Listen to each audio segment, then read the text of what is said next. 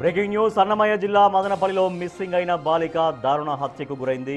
బాలికను చంపి డ్రమ్ములో కుక్కాడు నిందితుడు. ఇప్పుడు ఈ బాలిక మిస్సింగ్ కేసు విషాదంగా మారింది.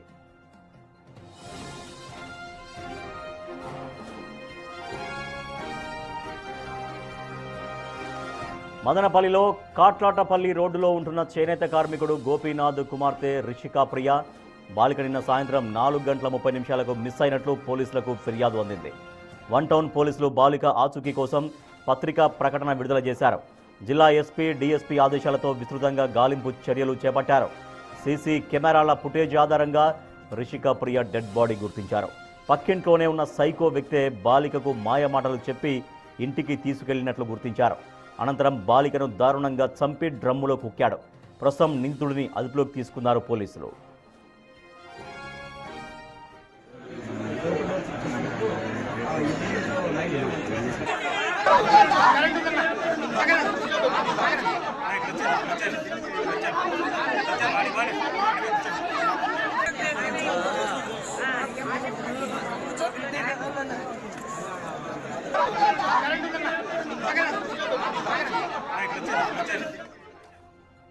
చాలా దారుణం జరిగింది. అన్నమయ్య జిల్లా మదనపల్లిలో మిస్సింగ్ అయిన బాలిక దారుణ హత్యకు గురైంది. బాలికను చంపి ఒక డ్రమ్ములో కుక్కాడు నిందితుడు. ఇప్పుడు ఈ బాలిక మిస్సింగ్ కేసు విషాదంగా మారింది. అయితే మదనపల్లిలో కాట్లాటపల్లి రోడ్లో ఉంటున్నటువంటి చేనేత కార్మికుడు గోపీనాథ్ కుమార్తె రిషికా ప్రియ బాలిక నిన్న సాయంత్రం 4:30 మిస్ అయినట్లుగా పోలీసులకు కంప్లైంట్ అందింది. సో వన్ టౌన్ పోలీసులు బాలిక ఆచూకీ కోసం ఒక పత్రికా ప్రకటన కూడా విడుదల చేశారు. జిల్లా ఎస్పీ డీఎస్పీ ఆదేశాలతో విస్తృతంగా గాలింపు చర్యలు కూడా చేపట్టారు. సో సీసీ కెమెరాల ఫుటేజ్ ఆధారంగా బాలికను పక్కింటి వ్యక్తే ఇంటికి తీసుకెళ్లినట్టుగా, సో అక్కడ ఆ ఇంట్లోనే ప్రియ డెడ్ బాడీ గుర్తించారు పోలీసులు. మా ప్రతినిధి దామోదర్ మరింత సమాచారం అందిస్తారు. దామోదర్, చాలా దారుణమైనటువంటి ఘటన. సో మనం చూస్తున్నాం, ఆ బాలిక ఒక చిన్నారి బాలికను అత్యంత కిరాతకంగా ఇంటి పక్కన వ్యక్తే చంపేశాడు, డ్రమ్ములో కుక్కేశాడు. సో ఎవరా వ్యక్తి, అసలు ఎందుకు ఈ రకంగా చేసినట్టుగా తెలుస్తోంది? అన్నమయ్య జిల్లా మదనపల్లి జిల్లా కేంద్రంలోని కాట్లాటపల్లిలో ఈ ఘోర విషాద దారుణం చోటు చేసుకుంది. ఏదైతే పక్కింటి యువకుడే అమ్మాయి 7 సంవత్సరాల రిషికా ప్రియను దారుణంగా హత్య చేసి అమ్మాయిని డ్రమ్ములో ఉంచాడు. అయితే ఇప్పుడు ప్రస్తుతం పోలీసులు అక్కడికి చేరుకుని అమ్మాయి మృతదేహాన్ని అక్కడి నుంచి తీసుకువెళ్ళడానికి ప్రయత్నిస్తున్నారు. నిన్న సాయంత్రం అమ్మాయి మిస్ అయిన తర్వాత పోలీసులు ఒక మిస్సింగ్ ప్రకటన విడుదల చేయడంతో పాటు గాలింపు చర్యలు చేపట్టారు. ఇందులో భాగంగా మొత్తం ఆ ఏరియాలోని సీసీ ఫుటేజ్ ను పరిశీలించిన తర్వాత పక్కింట్లోని యువకుడే ఈ దారుణానికి పాల్పడ్డాడని కూడా గుర్తించారు. దీనికి సంబంధించి అతని ఫోటో కూడా విడుదల చేశారు. అయితే మొత్తం మీద దీనికి సంబంధించి అబ్బాయి ఏ విధంగా అమ్మాయిని చంపాడు అన్న కోణంలోనే ప్రస్తుతం అతన్ని అదుపులోకి తీసుకుని పోలీసులు విచారిస్తున్నారు. మరోవైపు పెద్ద సంఖ్యలో స్థానికులు అక్కడికి చేరుకొని అతన్ని వెంటనే తమకు అప్పగించాలి, అప్పగిస్తే తామే తగిన శాస్త్ర చేస్తామంటూ యువకులతో పాటు స్థానికులు ఆందోళన చేస్తున్న పరిస్థితి. పోలీసులు అయితే ప్రస్తుతం అక్కడ పెద్ద ఎత్తున పోలీసులు మోహరించారు. ఎందుకు ఈ ఘటన చోటు చేసుకుంది, ఆ అమ్మాయిని ఏమైనా చేశాడా అన్న కోణంలో కూడా దర్యాప్తు కొనసాగుతుంది. అయితే అతను సైకో మనస్తత్వం గల ఆ యువకుడు ఆ అమ్మాయిని చంపివేసి తర్వాత డ్రమ్ములో నీటి డ్రమ్ములో పెట్టాడంటూ కూడా పోలీసులు చెప్తున్న పరిస్థితి. మృతదేహాన్ని మరికొంతసేపట్లో అక్కడి నుంచి స్థానికంగా ఉన్న ప్రభుత్వ ఆసుపత్రికి తరలిస్తారు. పోస్ట్ మార్టం తర్వాత పూర్తి విషయాలు తెలుస్తాయి. అయితే ఆ యువకుడి యొక్క పూర్తి సమాచారాన్ని కూడా మరికొంతసేపట్లో తెలియజేస్తామని స్థానికులు అయితే పోలీసులు చెప్తున్నారు. స్థానికులు చెప్తున్న దాని ప్రకారం యువకుడు ఇంటర్ వరకు చదువుకున్నాడు. ఆ తర్వాత జరిగిన వాడు ఎప్పుడూ ఇతరులతో గొడవ పడేవాడు, మూడీగా ఉండేవాడు అని కూడా చెప్తున్న పరిస్థితి.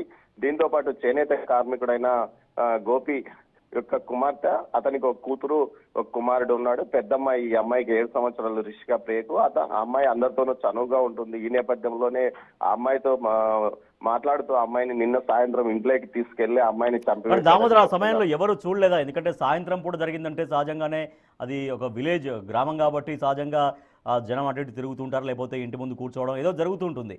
మరి ఆ అమ్మాయిని ఎప్పుడు తీసుకెళ్లాడు? అంటే నిత్యం వాళ్ళ ఇంటికి వచ్చేటువంటి వ్యక్తి అయినా, బాగా అంటే పక్కిళ్ళు అంటున్నారు కాబట్టి సహజంగా పరిచయం ఉంటుంది వాళ్ళకి వీళ్ళకి. సరే, అంటే ఇంటికి వచ్చి తీసుకెళ్తున్నప్పుడు ఎవరు గమనించలేదా? మరి ఆ వాళ్ళ ఇంట్లో కూడా ఎవరు లేరా?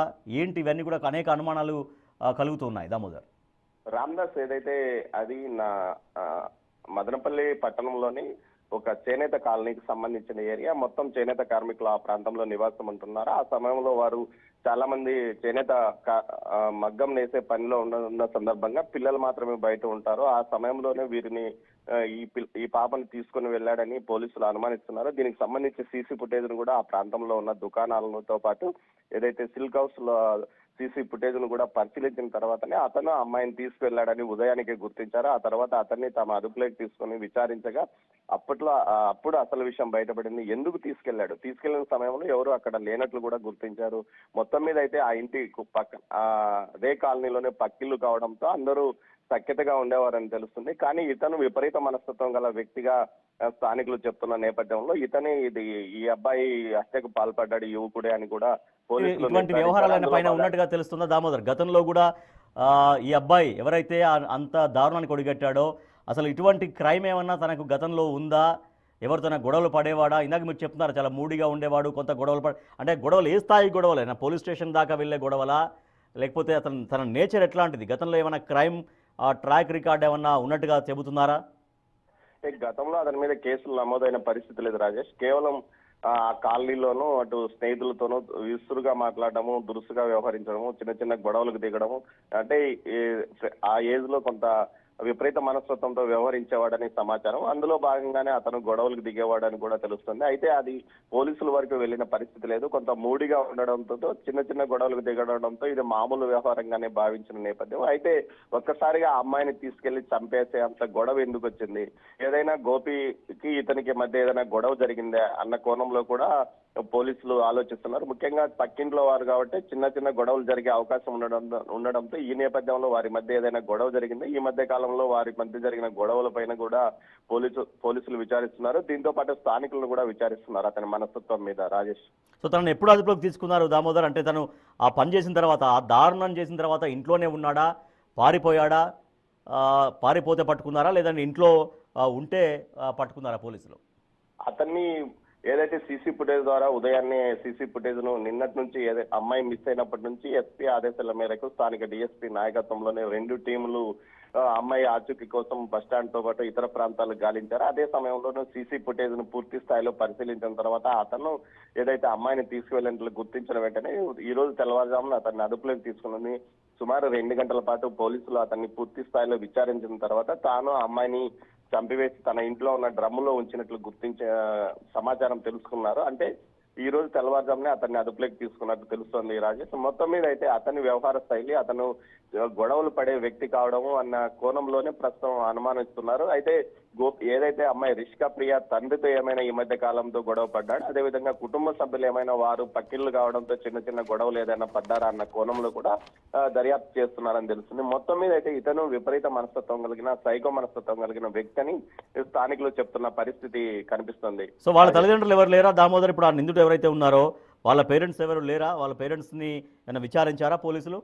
వారి పేరెంట్స్ ను ప్రస్తుతం ఏదైతే వారి కుటుంబ సభ్యులను మొత్తం పోలీసులు తమ అదుపులో తీసుకుని విచారిస్తున్నారు. మరోవైపు ఇంటి వద్దకు పెద్ద సంఖ్యలో సుమారు వందలాదిగా ఆ స్థానికులు అయితే చేనేత కార్మికులు ఎక్కువగా ఉండే నివాస ఏరియా కావడంతో పెద్ద ఎత్తున చేనేత కార్మికులు ఎక్కువగా అక్కడికి చేరుకున్నారు. మనం విజువల్స్ లో కూడా చూడవచ్చు. సుమారు ఒక 500-600 మందికి పైగా అక్కడికి స్థానికులతో పాటు చేనేత కార్మికులు పెద్ద ఎత్తున చేరుకున్నారు. వీరంతా ఏదైతే నిందితుడిని తమకు అప్పగించాలి, మీరు పోలీసులు ఆలస్యం చేస్తారు, వెంటనే తమకు అప్పగిస్తే వాడికి తగిన శాస్త్ర చేస్తామంటూ కూడా వారు ఆందోళన చేస్తుంటే అక్కడికి చేరుకున్న పోలీసులు వారిని సముదాయిస్తున్నారు. అదేవిధంగా మృతదేహాన్ని మరి కొంతసేపట్లో అక్కడి నుంచి తీసుకువెళ్ళడానికి ఏదైతే అంబులెన్స్ తో పాటు ఇతర వాహనాలను పిలిపించారో, దీంతో మరోవైపు ఏదైతే ప్రస్తుతం డిఎస్పీ మహేంద్ర అబ్బాయిని తానే ప్రత్యేకంగా విచారిస్తున్నారు రాజేష్.